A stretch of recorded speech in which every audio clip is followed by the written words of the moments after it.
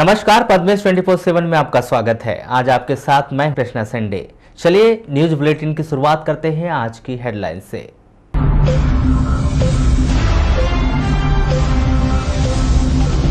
जिले भर में हर्षोल्लास के साथ मनाया गया ईद मिलादुन्नबी का पर्व।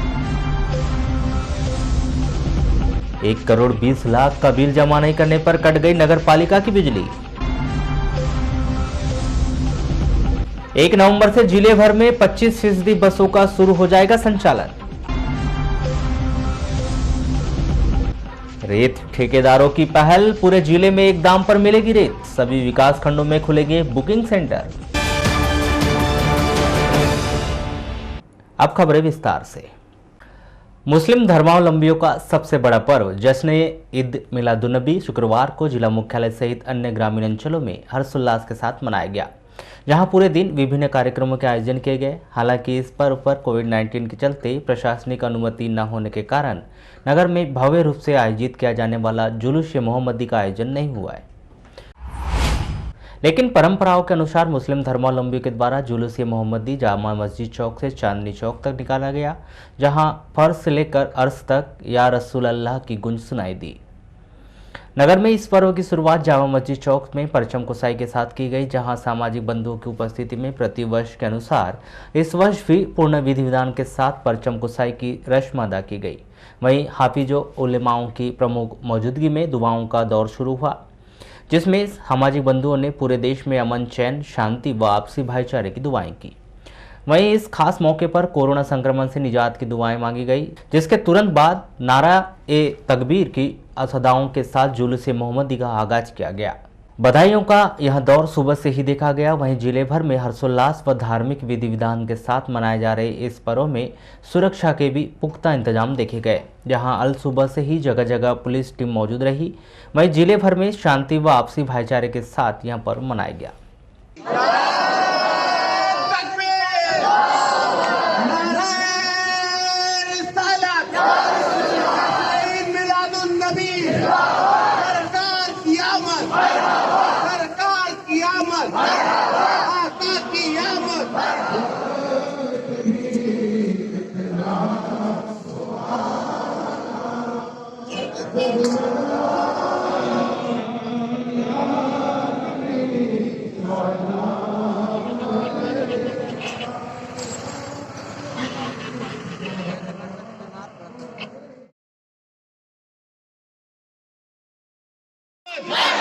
मकबी की आमद, मकबी की आमद, मदनी की आमद, मदनी की आमद, आका की आका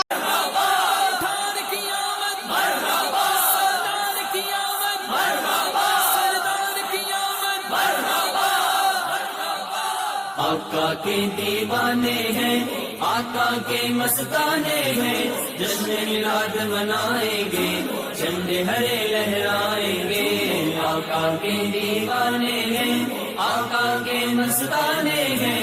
जश्न मिलाद मनाएंगे, झंडे हरे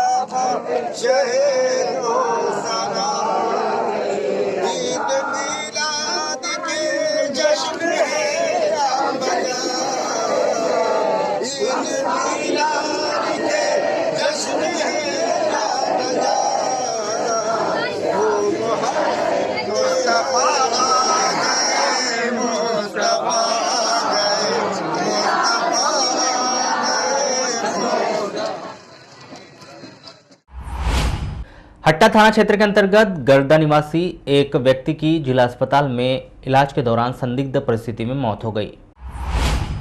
मृतक के परिजनों ने बताया कि 30 अक्टूबर की सुबह अचानक फुलचंद पटले उम्र 30 वर्ष की तबीयत खराब हो गई, जिसके मुंह से झाग निकल रहा था। इलाज के लिए उसे जिला अस्पताल में भर्ती कराया गया। इलाज के दौरान उसकी मौत हो गई। जैसे इनकी तबीयत खराब हो गई ज्यादा, तो हमने बोले इसने कुछ इन्हें कुछ काट कूट तो नहीं दिया ऐसा कह के, तो इसके लिए लाए। तो ये बोल नहीं पाए, तो इसके लिए हमने लाए। अचानक कैसे चोट खराब हो गई थी उसकी? अब क्या मालूम तो जी, अब हम सुबह उठे अपने काम को लग गए। हमने झाग निकल रहा था क्या? ऐसा उल्टी टाइप का तो क्या कुछ खा लिया या कुछ? अब वो भी मालूम नहीं है जी, खाया का क्या हुआ क्या नहीं। तो कोई टेंशन वेंशन थी क्या इसको? नहीं, घर परिवार में कोई टेंशन नहीं, मस्त खुशी। बिजली वितरण कंपनी के द्वारा नगर पालिका परिषद बालाघाट कार्यालय की बिजली काट दी गई और पूरे कार्यालय में अंधेरा छा गया। बिजली वितरण कंपनी के द्वारा यह कार्रवाई लंबे समय से बिजली का बिल जमा नहीं करने के कारण की गई। बिजली वितरण कंपनी के अधिकारी हुकुमचंद यादव ने बताया कि नगर पालिका परिषद के द्वारा 1 करोड़ 20 लाख रुपए बिजली बिल का बकाया जमा नहीं किया गया था, जिस कारण बिजली वितरण कंपनी को मजबूरन बिजली काटनी पड़ी। आपको बताएं कि पहले ही आर्थिक संकट में चल रही नगर पालिका के द्वारा ठेकेदारों का भुगतान नहीं किया गया है। कई कार्यों का भूमि पूजन होने के बाद भी निर्माण कार्य शुरू नहीं हो पाया है। ऐसी स्थिति में बिजली बिल जमा करने के लिए भी नगर पालिका के अधिकारियों के पास पैसे नहीं हैं। यह तो आने वाला समय ही बताएगा कि इतनी बड़ी राशि का भुगतान नगर पालिका किस तरह से, या फिर लंबे समय तक अंधेरे में, या फिर वैकल्पिक व्यवस्था जनरेटर के माध्यम से नगर पालिका का कार्य चलता है। आपको बता दें कि नगर के भीतर लगभग 10 करोड़ रुपए टैक्स, नल जल, मकान टैक्स की वसूली करना बाकी है। इस वसूली को किए जाने में लगातार नगर पालिका के द्वारा ढिलाई बरती गई। नतीजा, आज कार्यालय की बिजली कट गई। 1 नवंबर से जिले भर में 25% बसों का संचालन शुरू हो जाएगा। यह फैसला बकायदा 30 अक्टूबर को बस ऑपरेटर एसोसिएशन की बैठक में लिया गया। इसके पूर्व जिले भर में 10 से 15% बसों का संचालन बीते कुछ दिनों पूर्व शुरू किया जा चुका है। बस ऑपरेटर एसोसिएशन के पदाधिकारियों ने बताया कि कोरोना वायरस से 16 मार्च 2020 को शासन के आदेश के अनुसार बसों का संचालन बंद कर दिया गया था।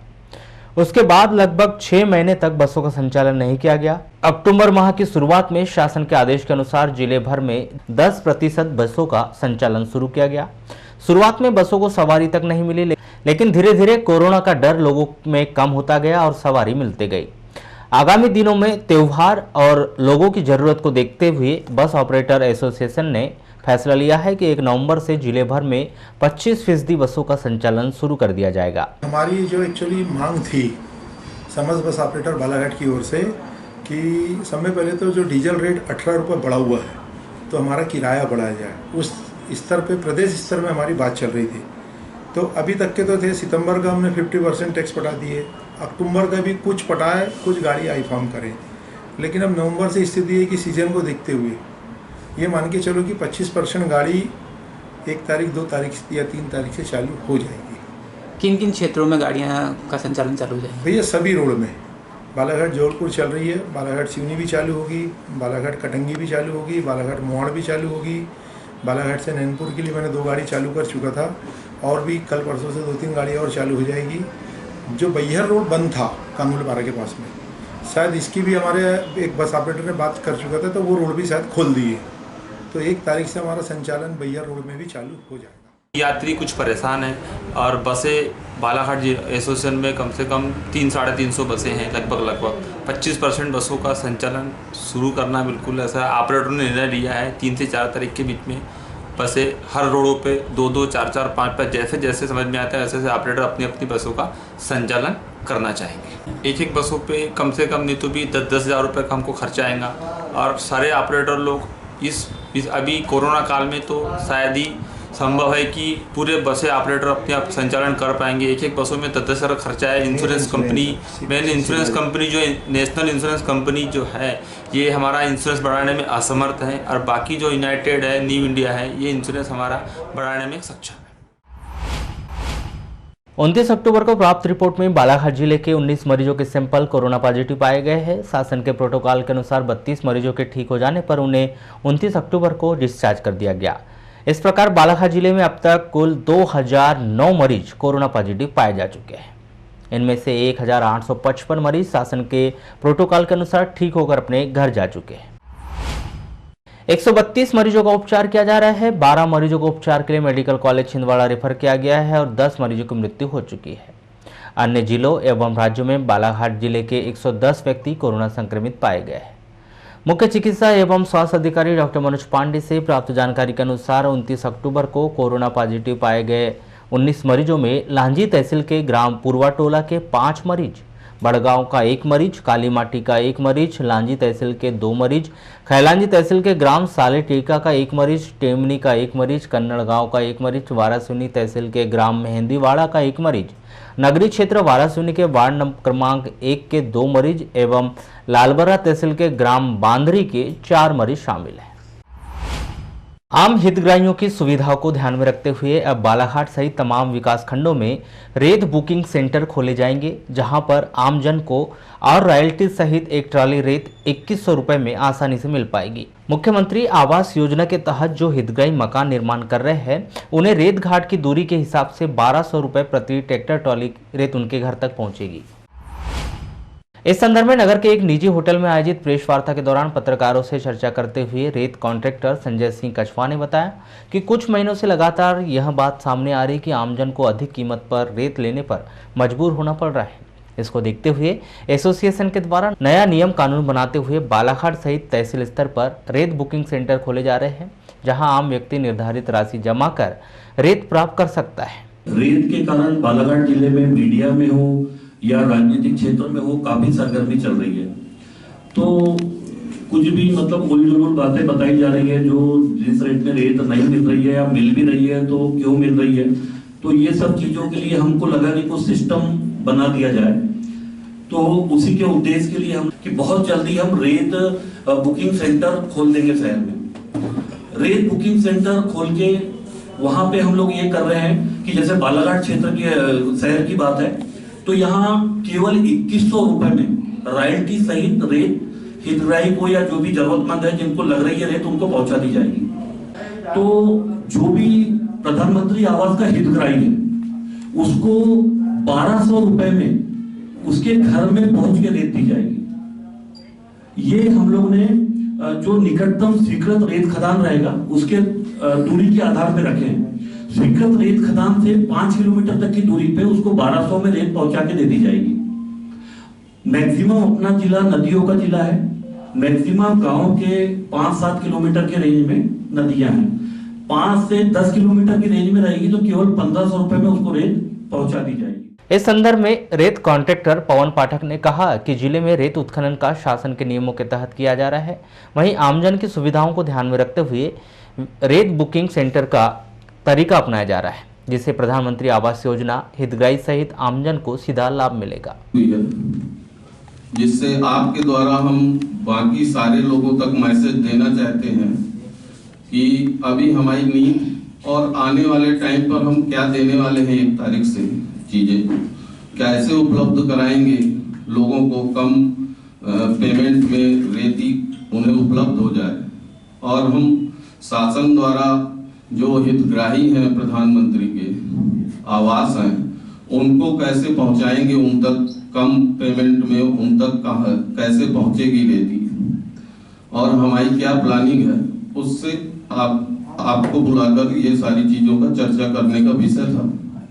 तो अब आगे संजय भैया।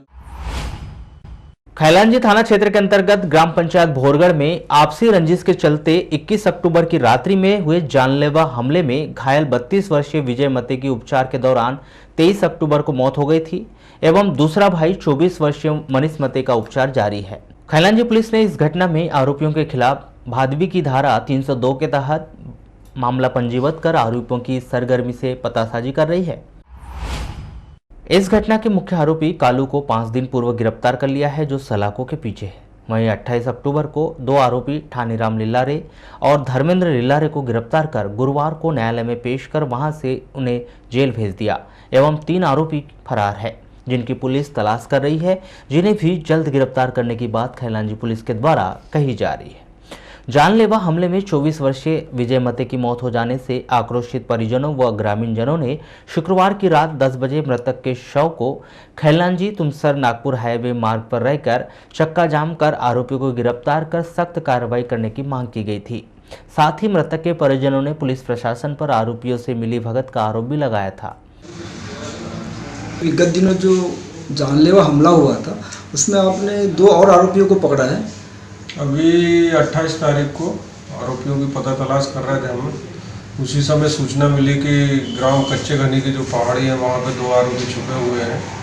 तो वहाँ फमराई फोर्स को ले जाके वहाँ पे घेराबंदी की। तो वहाँ पे जो 302 का आरोपी ठानी राम जिल्लारे और धर्मेंद्र जिल्लारे 2 लोगों को पकड़ा था हम लोगों ने और उनसे पूछताछ की गई। तो उनके द्वारा जो जुर्म कबूल किया गया है मारपीट करना, और उनसे घटना में जो लाठी से मारपीट की थी वो उनसे जब्त की दोनों लोगों से। और 28 तारीख को उनकी लिखा पढ़ी की गई। 29 तारीख को उनको माननीय न्यायालय में पेश किया गया, जहाँ से उन्हें जेल भेज दिया गया। अभी इस प्रकरण में 3 आरोपी और बचे हैं जिनके। चलते चलते एक नज़र आज के हेडलाइंस पर एक बार फिर।